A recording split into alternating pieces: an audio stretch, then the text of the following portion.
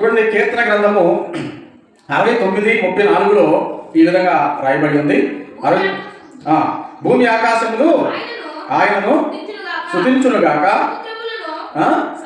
సముద్రములను వాటి యందు సంచరించు సమస్తమును ఆయనను స్తుతించునుగాక. హల్లెలూయా. గమనించండి, కీర్తన గ్రంథము 69:34 చక్కగా రాయబడింది ఏమంటే, సృష్టి అంతా సురుగ్గా శుతిస్తుందంట. సృష్టి అంతా కూడా సురుగుగా శుతిస్తూ ఉంది. ఎవరు శుతిస్తుంది? సృష్టికర్తను, అంటే దేవుణ్ణి. సృష్టికర్తని తాను చేసిన దేవుడు ఎవరో గుర్తించి సృష్టి అంతా అంటే భూమి ఆకాశములు అంటే నింగి నేల దేవుణ్ణి శుతిస్తూ ఉన్నాయి. గమనించండి, సముద్రములు సాగరములో ఉన్న జలశరములు అంటే దాంట్లో ఉన్న చేపలు కానీ రకరకాల జీవులు కానీ అన్ని కూడా ఏం చేస్తున్నాయంట? దేవుణ్ణి శుతిస్తూ ఉన్నాయి. 148వ కీర్తన రాయబడి ఉంటుంది, ఏది కూడా అతిక్రమించట్లేదంట. ఏది కూడా అతిక్రమించట్లేదు అంటే ఆ యొక్క సూర్యచంద్ర నక్షత్రములు ఏం చేస్తున్నాయి? దేవుడు శుతిస్తూ ఉన్నాయి. దేవుడి దూతలు దేవుడు శుతిస్తూ ఉన్నారు. సూర్యచంద్ర నక్షత్రములు దేవుణ్ణి శుతిస్తూ ఉన్నారు. పరమాకాశము దేవుణ్ణి శుతిస్తూ ఉంది. జలములు దేవుణ్ణి శుతిస్తూ ఉన్నాయి. పర్వతములు దేవుడు శుతిస్తూ ఉన్నాయి. చెట్లు దేవుడు శుతిస్తూ ఉన్నాయి. గాలి అంటే ఆవిరి దేవుడు శుతిస్తుందంట. హిమం అంటే మంచు దేవుడు శుతిస్తూ ఉందంట కదా. ఈ విధంగా చెప్పుకుంటూ పోతే అగ్ని, వడగండ్లు, పిడుగులు అన్ని కూడా ప్రతి ఒక్కటి కూడా ఏం చేస్తున్నాయంట? దేవుడు శుతిస్తూ ఉన్నాయి. సముద్రానికి ఆ ఇసుక రేణువులు అడ్డుపెట్టాడు, ఇక్కడ వరకు రాను అంతే అన్నాడు, అక్కడ ఆగిపోతూ ఉన్నాయంట. ఎక్కడ చూసినా ప్రతి ఒక్కటి కూడా దేవుడి మాట వింటుంది, క్రమాన్ని పాటిస్తుంది, అతిక్రమించట్లేదు, చక్కగా దేవుణ్ణి శుతిస్తూ ఉన్నాయి. ఇక్కడ దేవుని స్తుతించడము అంటే ఏంటంటే, సృష్టి అంతా స్తుతిస్తుందంటే వాటికి నోరుందా నాలుగుందా మాట్లాడుతున్నాయని కాదు. ఇక్కడ అంటే దేవుడికి లోబడుతున్నాయి. దేవుడి మాట ఏం చేస్తున్నాయి? వింటూ ఉన్నాయి. దేవుడి మాట వింటున్నాయి, దేవుడికి లోబడుతున్నాయి, దేవుడు చెప్పినట్టుగానే అవి పాటిస్తున్నాయి. కాబట్టి అది స్తుతించటము. దేవుడి మాట విన్నప్పుడే అది స్తుతించటము. అన్ని స్తుతిస్తూ ఉన్నాయి. ఎందుకు స్తుతిస్తున్నాయంటే వాటిని కలగజేసింది ఎవరు? దేవుడే. ఆయన వల్ల అవి పుట్టినాయి కాబట్టి వాడన్నీ కూడా న్యాయబద్ధంగా సృష్టికర్తను సురుగ్గా స్తుతిస్తూ ఉన్నాయి. అదే స్తుతించని వాడు ప్రత్యేకంగా చేయబడిన మానవుడే. అన్ని స్తుతిస్తున్నప్పుడు కూడా ప్రత్యేకంగా చేయబడిన మానవుడు మాత్రము ఏం చేస్తున్నాడంట? దేవుణ్ణి స్తుతించలేదు. సృష్టిని బట్టి దేవుడే ఇబ్బంది పడలేదు. సృష్టిని బట్టి దుఃఖపడలేదు. సృష్టిని బట్టి దేవుడు మిగతా సృష్టిని బట్టి దేవుడు నొచ్చుకోవడం లేదు, బాధపడతలేదు. సృష్టిలో ఉన్న ప్రత్యేకమైన సృష్టి అయిన మనిషిని బట్టే దేవుడు ఏం చేస్తున్నాడు? బాధపడుతూ ఉన్నాడు. మనకి ఎవరైనా దుఃఖం వచ్చింది అనుకోండి, ఒక స్నేహితుడిని ఎత్తుకుంటాం. మనసులో మాట బయటకు చెప్పుకుంటే బరువు దిగిపోద్దని సామెత ఉంది కదా. మనసులో మాట ఒకరు చెప్పుకుంటే బరువు దిగుద్ది. అది మంచి వారికి చెప్పుకుంటే దిగుద్ది. అనవసరమైన వారికి చెప్పామనుకోండి, వాళ్ళు చేసే అల్లర్లకి ఇంకా బరువు ఎక్కువ అవుతుంది మనకి. అవునంటారు కదంటా. ఎందుకు చెప్పావురా ఇట్లాంటి వాళ్ళకి, ఇలాంటి మనుషులు అనుకోలేదు, ఏదో మనసులో బాధ ఉందని చెప్పాము, ఇంకా అల్లరి చేస్తున్నారు అనిపిస్తుంది కదా. అయితే దేవుడు కూడా బాధ కలిగింది. దేవుడు కూడా ఒకరు చెప్పుకుంటానికి ఆ బాధను ఎదుగుతూ ఉన్నాడు. చివరికి ఎవరికి చెబుతున్నాడంటే, యెషయా గ్రంథము 1వ అధ్యాయము 2వ వచనం రాయబడి ఉంది, ఆకాశమా ఆలకించు, భూమి చెవియొగ్గు. ఎవరు చెప్తున్నాడండి? ఆకాశమా ఆలకించు, భూమి చెవియొగ్గు.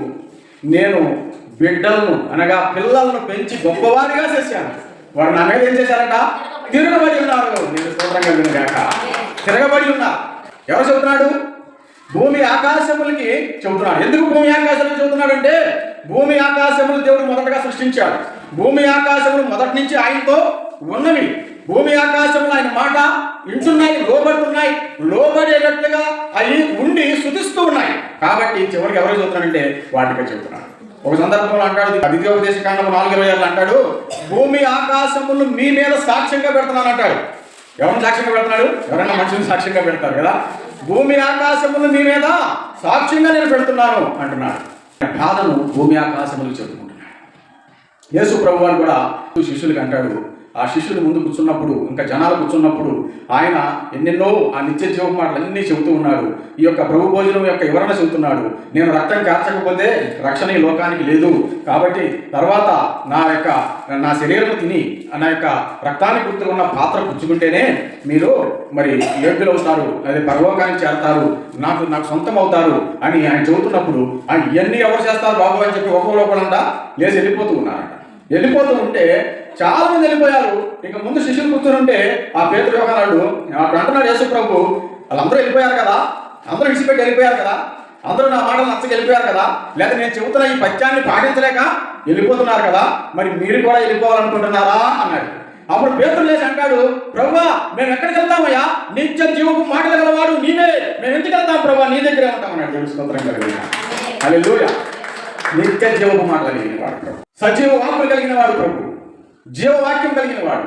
ఆయన వాక్కులో శక్తి ఉన్నది, ఆయన పలకగా ఈ సృష్టి కలిగింది, ఆయన వాక్యము వెలువడితో తోడని వెలుగు కలుగుతూ ఉంది. కాబట్టి ఆయన లాంటి వాడు నిత్య జీవం మాట, ఆయన మాట వింటే, ఆయన మాట పాటిస్తే, ఆయన మాటను అంగీకరిస్తే, ఆయన కొరకు జీవిస్తే నిత్య జీవం అనేది అంటే ఆ పరలోక భాగ్యం అనేది మనకు కలుగుతుంది అని యొక్క దాని అర్థం.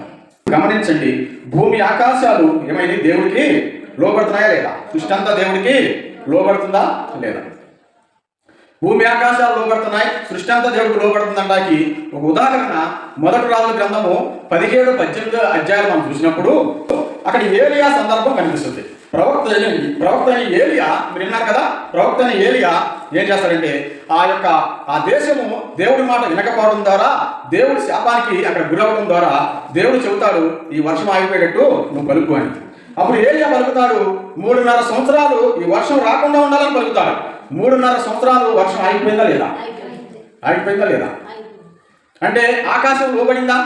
3.5 సంవత్సరాల తర్వాత మళ్ళీ వర్షం కురవాలని ఏలియా ప్రార్థన చేసినప్పుడు మరలా మేఘం పట్టి మరి ఆకాశం అక్కడ ఇప్పబడి వర్షం పడిందా లేదా? పడింది కదా. మరి ఆకాశం దేవుడికి ఏమైంది? ఇప్పుడు లోబడింది. ఎందుకంటే ఉదాహరణ ఏం కావాలి మనకి? ఎందుకంటే ఆశ్చర్యం ఏం కావాలి? ఆకాశం లోబడుతుందని చెప్పడానికి ఇంతకంటే ఒక మంచి ఉదాహరణ ఏముంది చెప్పండి ఇంకా కదా. భూమి లోబడుతుంది కదా. ఉదాహరణకు సంఖ్యాకాండము మరి 16 అధ్యాయంలో చూసినప్పుడు 32వ వచనంలో 16:32లో సంఖ్యాకాండంలో మనం చూస్తే అక్కడ ఇలా రాయబడి ఉంటుంది ఏంటంటే, కొరాహు అనే ఆయన ఉన్నాడు, కొరాహు కుమారులు వారి కుటుంబం కలిసి దైవ సేవకులైన ఆ యొక్క మోషే అహరోనుకి ఎదురు తిరుగుతారు. మీరేనా చేయాల్సిన సేవ? మేము చేయలేమా? మేము యాజకులం కాదా? మాకు అర్హతలు లేవా? మీ మీద మేము తీసుకుపోయి ఉన్నామా? మీ మీద తక్కువ మేము చేస్తాం ఇక్కడ నిలబడి అట్లా ఇట్లా అని చెప్పి అనటం వల్ల దేవుడు ఏమన్నాడంటే, మీకు అప్పగిచ్చాను కాబట్టి సేవకులు మీరు చేయాలి కాబట్టి అంటే, అప్పుడు మోషే వాళ్ళు అంటారు, నేను దేవుడిని కనుక్కుందాము, మీరు కంగారు పడమాకండి, మీరు గొడవ పెట్టుకోమాకండి, అనవసరంగా వ్యతిరేక గుంపుని వేసి మీరు శిక్షణ తెచ్చుకోమాకండి అని చెబుతారు. తర్వాత దేవుడు ఏం చేస్తాడంటే, వారు చేసిన ఎదురు తిరిగిన అతిక్రమం బట్టి, ఆ పాపమును బట్టి, మరి వాడు ఎదురు తిరిగి పాపం చేశారు కాబట్టి, అంటే ఆ దైవ జనులకి ఎదురు తిరగడం ద్వారా దేవుడికే ఎదురు తిరిగినట్టుగా అక్కడ మరి ఉంటుంది కాబట్టి, దేవుడికి ఎదురు తిరిగిన కార్యం అవుతుంది కాబట్టి ఏం చేశాడంటే, దేవుడు అన్నాడు, మరి ఆ యొక్క మోషే అహరోను ప్రార్థన చేశారు. దేవుడు ఏం చేశాడంటే, భూమి నోరు తెరిచి వాళ్ళు మింగేయాలని ఆజ్ఞాపించాడు. భూమి నోరు తెరిచి వాళ్ళు మింగేయాలని ఆజ్ఞాపిస్తే భూమి నోరు తెరచడం ద్వారా వారు దాంట్లో పడి ఏమైపోయారంట, చనిపోయారు. అంటే భూకంపంలాగా వచ్చింది. భూమి లోబడిందా లేదా? దేవుడి మాట భూమి ఉందా లేదా? దేవుడికి లోబడింది, దేవుడి మాట వినది, అంతకే స్తుతిస్తున్నట్టు లెక్క. దేవుడి స్తోత్రం కలుగును గాక. దేవుడి మాట లోబడే ప్రతి దేవుడు స్తుతిస్తున్నట్టే లెక్క, దేవుని గౌరవిస్తున్నట్టే లెక్క, దేవుని విలువగా చూసినట్టే లెక్క. ప్రభువా నీ చేతులతో లేకపోతే నీ నోటితో మేము సృష్టించబడ్డాం కాబట్టి నిన్ను స్తుతిస్తాం. ఆకాశం లోబడుతుంది, భూమి కూడా లోబడుతున్నట్టుగా మనం చూస్తున్నాం. మనం మరి ఎప్పుడు కూడా ఓ పాట పాడుకుంటూ ఉంటాం కదా. పౌలు శీలలు ఎక్కడున్నారు? చెరసాలలో పెట్టారు కదా. పౌలు శీలని చెరసాలలో వేశారు. ఎందుకు?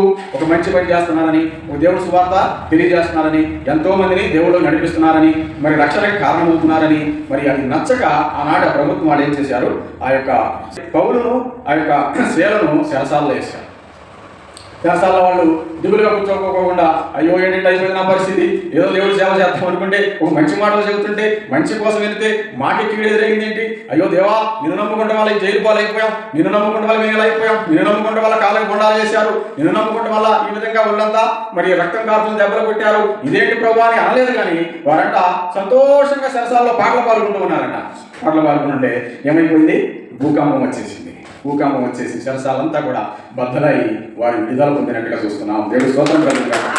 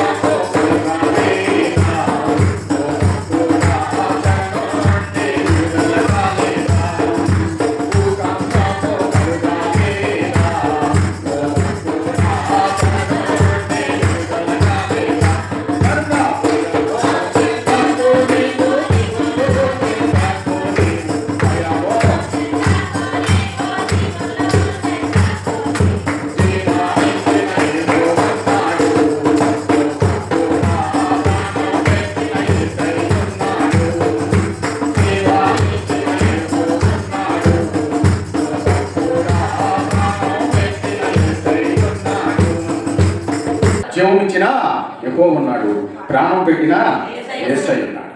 గమనించండి, ఇంత గొప్ప దేవుణ్ణి, భూమి ఆకాశములను లోబరుచుకున్న దేవుణ్ణి, భూమి ఆకాశములనే సాక్ష్యంగా పెట్టిన దేవుణ్ణి, మరి నా ఇంత భయంకరమైన సృష్టి అంతా కూడా చురుగ్గా మరి శుద్ధింపజేసుకుంటున్న అంత గొప్ప దేవుడిని, ఏదైనా చేయగల దేవుడిని, సకల చరాచరము కూడా ఆయన శుద్ధిస్తూ ఉంటే మనుషులు మాత్రం ఏమంటున్నారంటే ఈయన ఊరి మధ్యన ఉండకూడదు, నేనడా ఊరి మధ్యలో ఉండకూడదు, మందిరం ఎక్కడో శివరా కట్టుకోవాలా, ఊరి మధ్యన విచార కార్యం ఉండొచ్చు అంట, ఊరి మధ్యన తాగుబోతు కార్యం ఉండొచ్చు, ఊరి మధ్యన అనవసరమైన వాళ్ళు ఉండొచ్చు.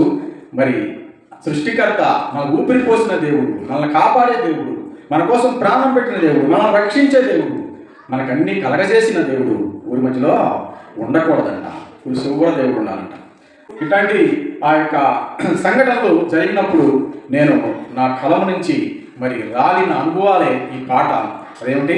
ఊరి చివరి దేవుడవు కాదని ఎరిగి హృదయములో నివసించే నాదుడవని తలచి, ఊరి చివరి దేవుడవు కాదని ఎరిగి హృదయములో నివసించే నాదుడవని తలచి, ప్రపంచపు మధ్యలోన పవలించిన ప్రభువని స్మరించి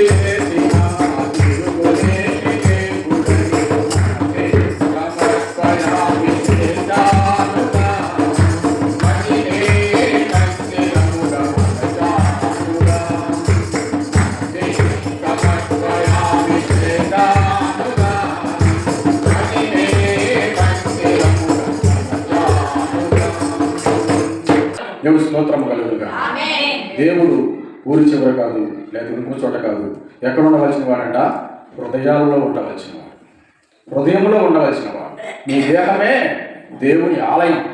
ఈ కట్టడములన్నీ కూడా మనము ఇక్కడ నివసించి దేవుని స్తుతించడానికి అంతే తప్ప నీ దేహమే దేవుని ఆలయం అని దేవుని వాక్యము సెలవిస్తూ ఉంది. దేవుడి స్తోత్రం కలుగుగా.